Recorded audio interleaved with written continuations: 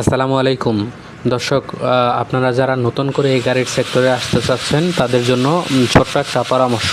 আসলে আপনারা কোন গাড়িগুলো কিনবেন, এখন নতুন গাড়ি কিনবেন না পুরাতন গাড়ি কিনবেন? এখন নতুন গাড়ির যেখানে দাম হচ্ছে 2.5 লক্ষ টাকা, আপনার ভাড়া যা হওয়ার কথা তাই হবে। পুরাতন গাড়ি নিলেও যা ভাড়া হবে, নতুন গাড়ি নিলেও তাই ভাড়া হবে। তো আমার একটা ছোট্ট পরামর্শ, আপনারা প্রথমত সেকেন্ড হ্যান্ড গাড়িগুলো দেখতে পারেন। ভালো সেকেন্ড হ্যান্ড মানে ফ্রেশ কন্ডিশনের গাড়িগুলো যদি নিতে পারেন তাহলে আপনার হচ্ছে কখনোই আপনারা ঠকবেন না। সেটা আমার এখান থেকে নেন আর যেখান থেকেই নেন, আশা করি আপনারা যদি ফ্রেশ কন্ডিশনের গাড়ি নিতে পারেন তাহলে কখনোই ঠকবেন না। আর হচ্ছে এইটা 1 বছর 1.5 বছর চালানোর পরেও ওই একই রেটে প্রায় বেচতে পারবেন। 2-1 হাজার টাকা কম বেশি হতে পারে।